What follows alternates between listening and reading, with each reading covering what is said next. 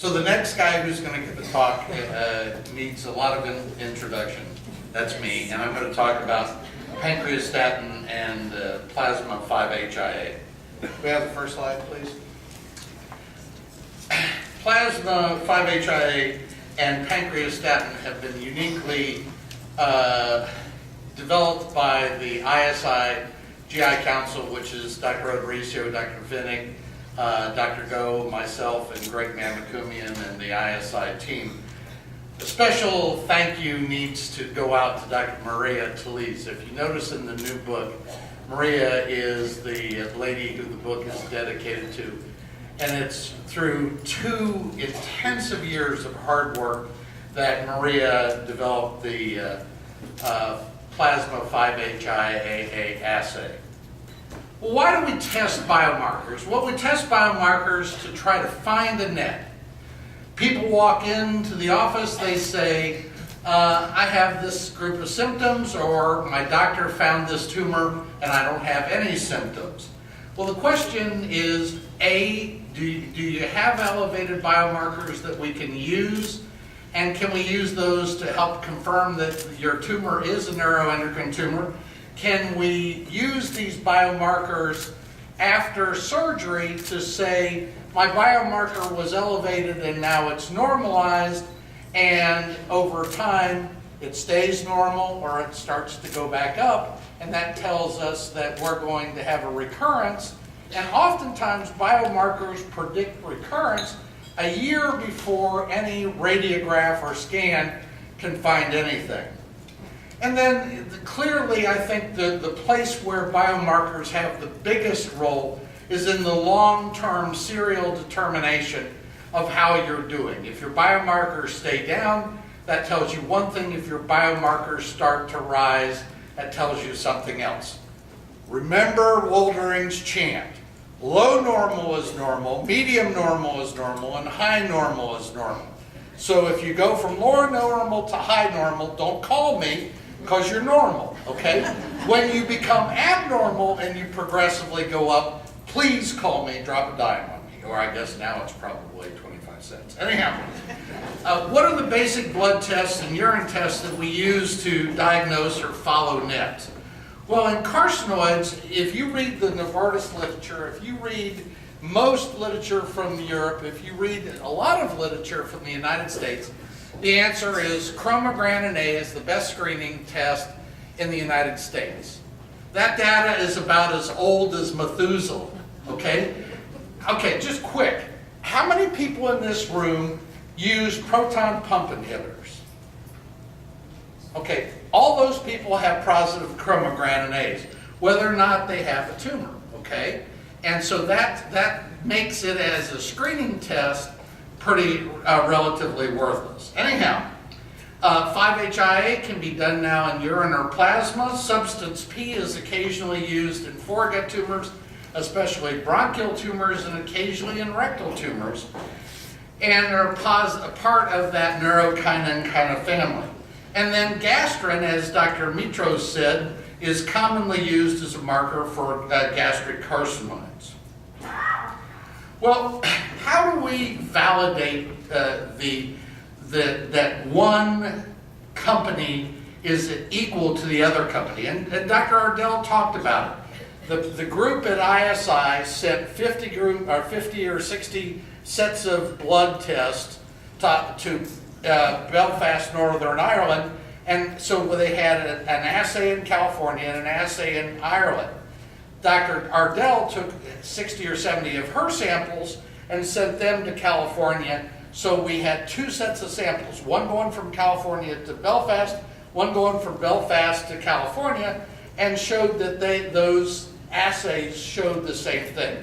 This is the old CHROMOGRANIN assay done by Quest. Now, Quest recently, again, ran out of antibody. You just heard that, and that's a lesson that Dr. Odoricio taught me when I was a pup, that you got to make enough antibody to be able to do hundreds of thousands of assays. If you change antibodies in midstream, that's not a good thing. And this is what happened to Quest, but you can see the red lines and the green lines on this slide were identical. This was blood out of the same tube, what we call split tube testing, and one tube went to Quest, one tube went to ISI.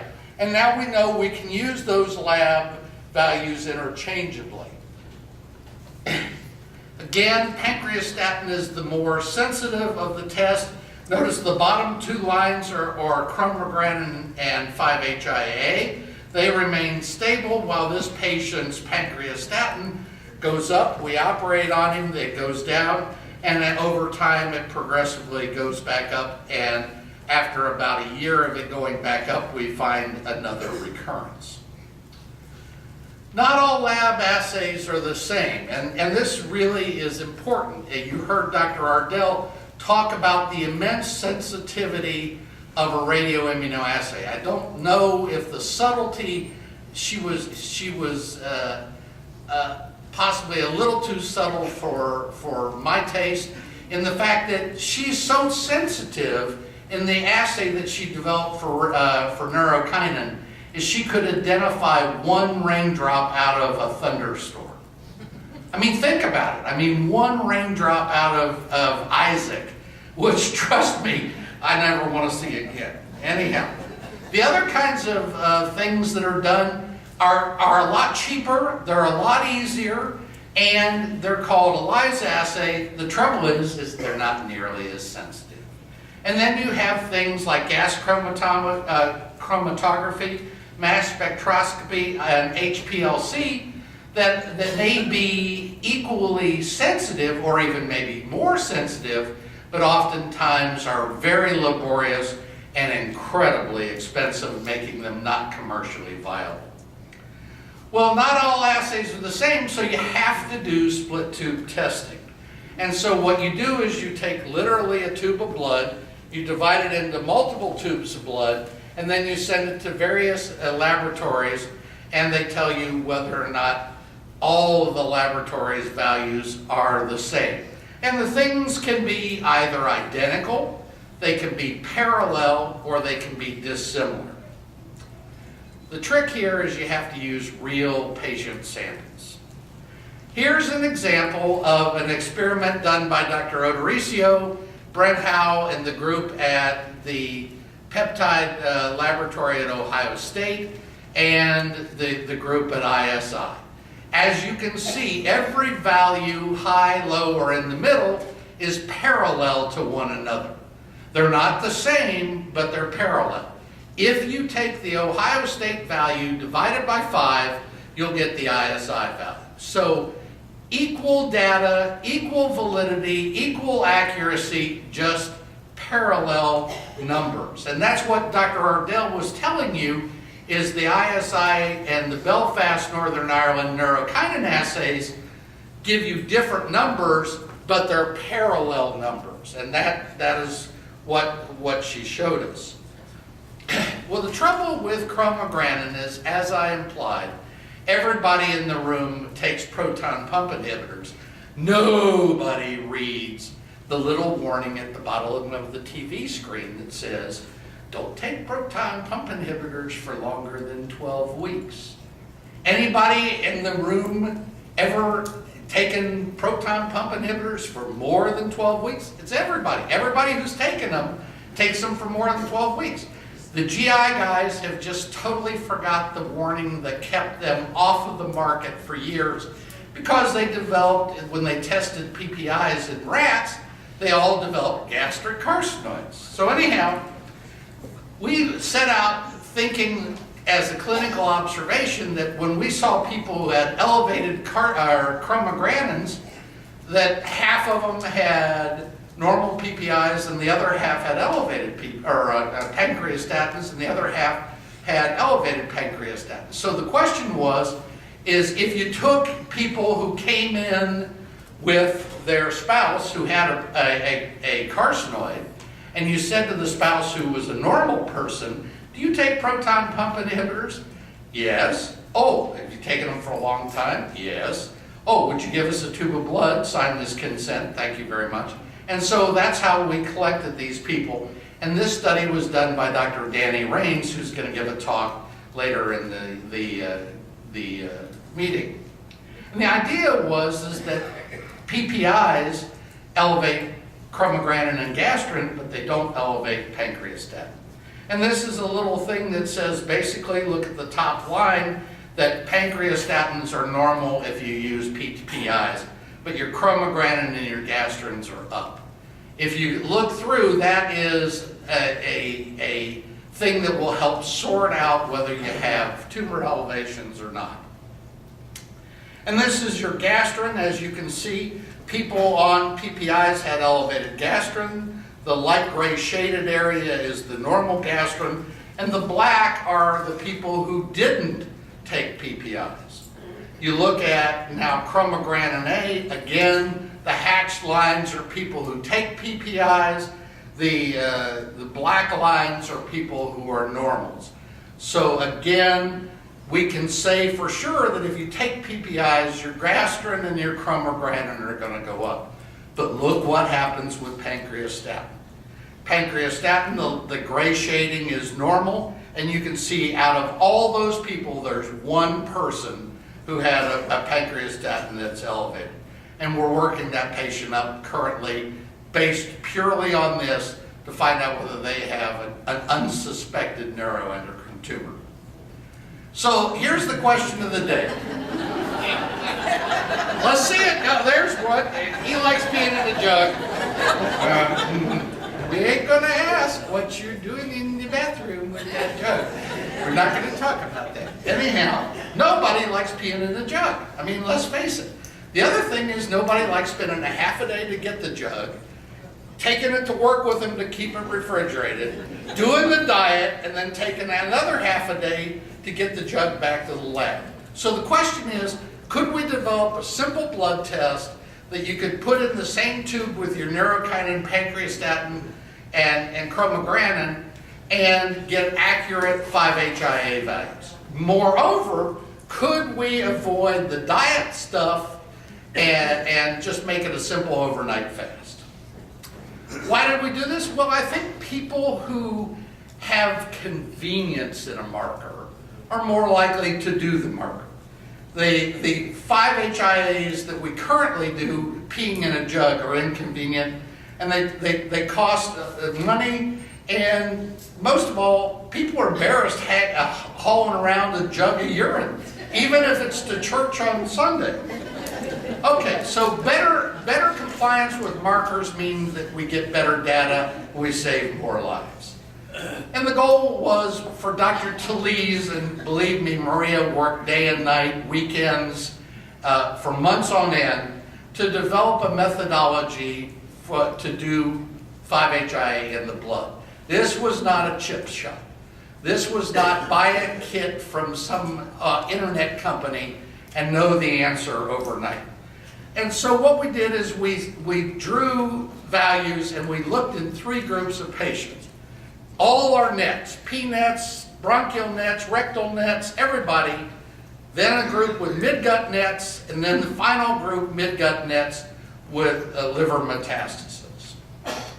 And the cutoffs for normal, we use for normal 5-HIAA in the urine was 6. We know some labs go up to 15. And 5-HIAA, we did 22 nanograms per mil in the blood. Pancreastatin, neurokinin are the normal cutoffs, and the chromogranins were variable based on everybody does it at some different lab these days. And here are the first group of people, 115 patients with neuroendocrine tumors of all kinds, comparing plasma to urine 5-HIAA. As you can see, it's almost a straight line. If it's high in one, it's high in the other. And the p-value, statistically, remember, less than 0.05 is good. When you get to 0s and 1s, it's even better. And when you see 3 zeros and a 1, it's unbelievable.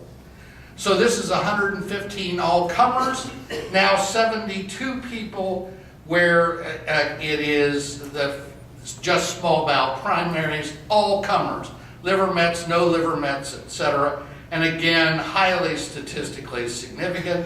And then the final one are midguts with liver metastasis, the people who ought to have the highest values, And again, highly statistically significant, 47 patients. And this paper is coming out in Pancreas in the next few days, and it will be open access, so you can get it to your, you can go onto the journal Pancreas, sign up, get the 5-HIA paper printed out, and take it to your hometown doc. Well, all of this is good and well, but it only works if the 5-HIAA in the urine tells you the same thing that the 5-HIAA in the plasma tells you. And so what we did was Annie Diebold in my office, who is my research assistant, looked and compared what percent of people were neurokinin positive versus 5-HIA. And so compare the yellow boxes, normal neurokinin versus normal 5-HIA, 34% and 38%. And if you're looking at elevated neurokinin and elevated 5-HIA, you can see that it's 13 and 14%. Very tight relationship. Again, small bowel primaries only. Now comparing 5-HIA to pancreastatin. Again, you can see the numbers are essentially the same, 24 versus 33 and 47 versus 53. And if you look at chromogranins versus 5-HIA, again, normals are 35 and 32, abnormal are 42 and 41 respectively. And then you look at serotonin. Again, we had to do what's called normalization. We took your serotonin and divided it by the upper limit of normal of the assay you used. And even then, the percent of people were normal were essentially identical, and elevated were essentially the same. So what this tells you is, A, you can do it, it's more convenient. Yes, it's a little more expensive, but it saves you a day of dragging around a jug back and forth and a day of collection and no diet. How do you get this done? You call your local doc. There is a CPT code for this. Feel free to write it down. It is in your new book, the CPT code. And the people who do this are LabCorp. Quest doesn't do this. They don't send ISI anymore, most by and large. And you put this in the same tube as your pancreastatin, neurokinin, 5-HIA, etc. Make sure that the LabCorp, you tell them you only want this to go to ISI. And if you have a problem, call Mia Tepper at ISI, which is the 1-800-225 number on the bottom. Mia or the people who answer the phone are very good at working with your local lab. If they don't have the Z-tube, they'll send them one. Conclusion, pancreastatin in midgut nets is the marker of choice. If you have to drop out something on your testing for financial reasons, drop out chromogranin, substitute pancreastatin. It's not affected by PPIs, and that alone makes it much better as a screening tool. When you read the data that are in handouts saying chromogranin is the test of choice for screening, I disagree. And 5-HIA, it is more convenient, I think, to get a plasma test. It costs more money, about $225 for a plasma 5-HIA, should be covered by your insurance. The key is you don't got to drag around the jug. More importantly is that you don't have to diet. So a simple overnight fast, don't eat anything after or drink anything after you go to bed. Go first thing in the morning to the lab, get your stuff done, and then if you need to go get your shot of LAR or smatulene, go get your shot after that. Thank you very much.